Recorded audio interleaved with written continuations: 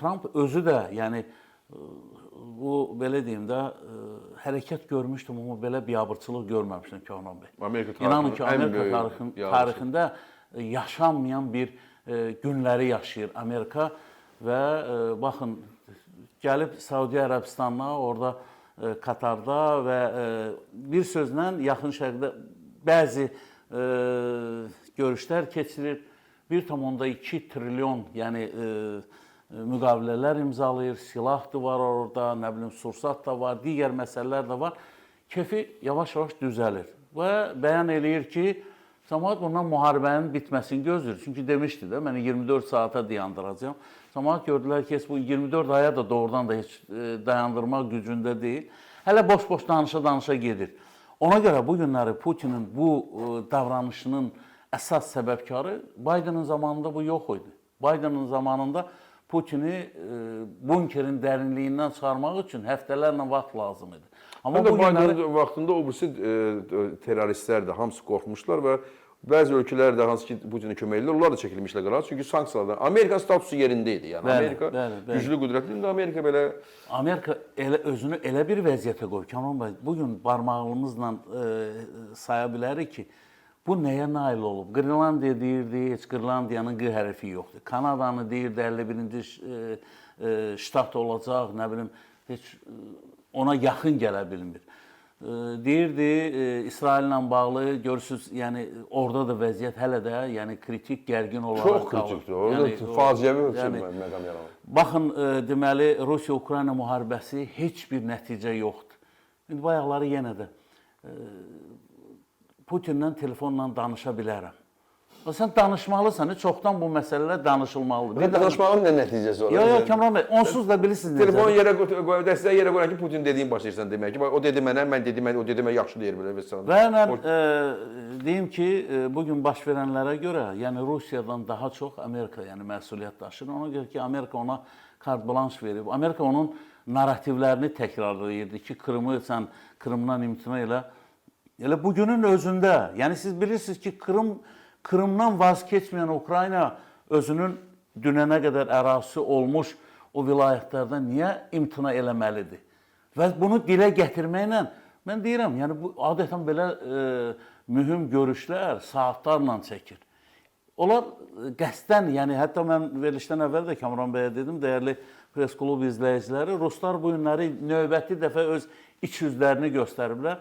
Ukraynalılar onlar deyəndə ki, heç bir halda biz buna razılaşmayacağıq. Ayağa duran Rus yaramazı, ona siyasətçi deməli yaramazı deyir ki, bugün biz sizdən 4-ünü tələb eləyirdik. Gələn dəfə 5-cini də tələb eləyəcək. Yəni biz hələ gör bundan sonra nəyəsə nail olacaq. Əvvəla yenə də deyirəm ki, o biabırçılığın yəni həddi, hüdudu yoxdur. Rusiyanın apardığı bu siyasət Rusiyanı sürətlə uçuruma doğru aparır. 640 min qoşunla bugün Ukrayna üzərinə gecə-gündüz hücum həyata keçirir. Baxın, dindən, imandan danışan və Bakıya Kirili göndərən Rusiya o da puç çıxdı, boş çıxdı. Bilirəm, indi Kamran bəy, yəni demək istəyirəm ki, din qardaşlarının ölümünə fərman verən bir dövlət başçısı, gəlib burada Vladimir Vladimiroviçin nə bilim müqəddəsliyindən danışan həmin o Kiril nədənsə yadına salmadı ki, onlar Paska bayramından bir həftə öncə deməli Krivoy Rogda və Sumuda mülki insanları diri-diri yandırdılar. Yəni trolleybuslarda, avtomobillərdə elə idi ki, balaca uşaq meydançalarında. Bəli. 3 yaşında 4 yaşında uşaqları vurdu böyle. Yəni bu qana susamış, bilirsiniz, mən manyak görmüşdüm filmlərdə. Mən manyak eşitmişdim. Adda Budda, o hətta Rusiyanın özündə də olub da. Çikatiladan olub. Belə məni qabaqladınız. Yəni Çikatilanı biz görmüşdük. Amma bunlar hamısı Çikatilaları da, digərləri də artıq kölgədə qoyur. O mələkdir bu Putin yanında. Qoy olsun o mələk, amma yəni tarixlə tarixli eləyə bilməzsən. Yəni bu günləri öz iddialarından əl çəkmək istəmir. Amma mən sizə deyim ki, eşq olsun Ukraynaya, eşq olsun Zelenskiyə ki, bütün o çətin dönəmləri artıq keçiblər. Və narahat olmağa dəyməz. İndi bizi də zamanında, hər dəfə deyəndə mən bu misalı gətirirəm, bizi də zamanında artıq 30 ilə yaxın, 30 ilə yaxın müddətdə bizim başımızın altına yastıq qoyan Amerikası, Fransası, Rusiyası, yəni Qarabağla bağlı imitasiya ilə məşğul idi. Biz 30 il yəni bu dərdi içərimizdə gəzdirdik. Şükürlər olsun ki, bu məsələni həll elədi. Amma Ukrayna 3 il, 4-cü ildir də, yəni bu vəziyyətlə üzləşib, bəli, 3 il yarımdır. Amma Ukraynanın da zamanında Amerikanın, yəni Bill Clintonlar, Barack Obamalar, yəni onların dönəmində Ukraynaya böyük xəyanət olub. Ukraynanı əli-yalın qoyublar. Ukraynanın əlində olan 1900 ədəd yəni nüvə başlıqlı raketləri Ukraynadan alıblar. Ukraynaya söz verənlərdən biri də həmin o bu günləri belə deyək, yaramazlıqla məşğul olan siyasətin bir var normal tərəfi, bir də var yaramaz siyasət. O həmin Rusiyanın axtarışda olan prezidentidir ki, hansı ki o da deyirdi, dünənə qədər deyirdi, hətta o işğal мною принято решение о проведении специальной военной операции sözünü deyənə qədər, yəni o adam deyirdi ki, Ukrayna ilə bizim işimiz yoxdur. Bəli, bəli. Elə idi də Kamran bəy. Ondan əvvəl kimi dedi ki, Ukraynaya girən bir Rus dövlətinin başçısı axmaqdır. Özü deyib. Özünün təqdimatını da. Ən böyük axmaqlı olar. Amma başqa qulub istəyir onlar. Öz axmaqlı olur, sonra özü onu elədir. Bir sözlə, yəni bu günləri hələ biz studiyaya girənə qədər, Kamran bəylə studiyaya girənə qədər o nümayəndə heyətləri oradaydı. Hələ gözləyirdilər ki, hansı təlimat gələcək. Artıq həm Ukraynanın Xarici İşlər Naziri, həm ofisin rəhbəri, həm Müdafiə Naziri artıq başa düşdülər ki, yəni Rusiyanın sülhə getmək niyyəti yoxdur. Başa düşmüşlər. Onlar sadəcə Trumpa görə məncə gedib orada. Həm də Erdoğanın sözü yerə deməli, Kamran bəy, bir şey də deyim. İndi siz də yəqin ki, dəyərli izləyicilərə fikrinizi söyləyəsiniz. Məsələ burasındaydı ki, 3 il idi tərəflər arasında hansısa bir aktiv təmas yox idi. 3 il idi, yox idi.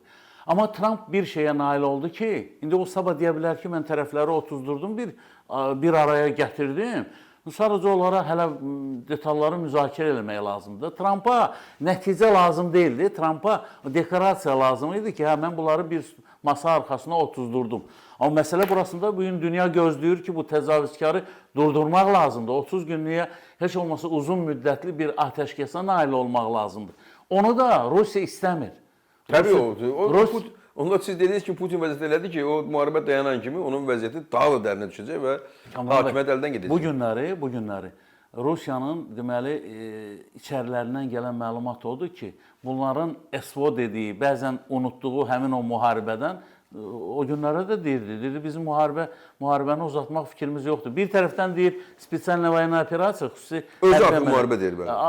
Artıq deməli müharibə sözünü Peskov da deyir, bu da deyir, digərləri də deyir. Bu protiv vayны, nə bilim nə.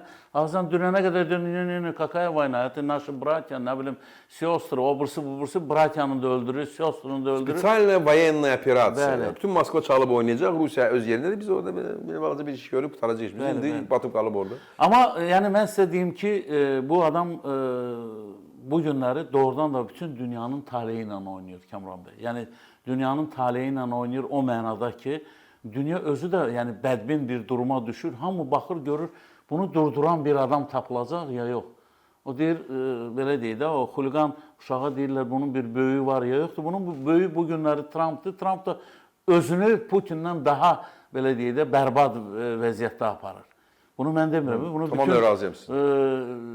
Bütün dünya deyir, Avropa deyir, artıq yeni seçilmiş hətta rəhbərlər deyir. Almaniyanın yeni kansleri Merz, yəni bu Trump'ın addımlarından yəni son dərəcə həm məyusdur, həm də qəzəblidir.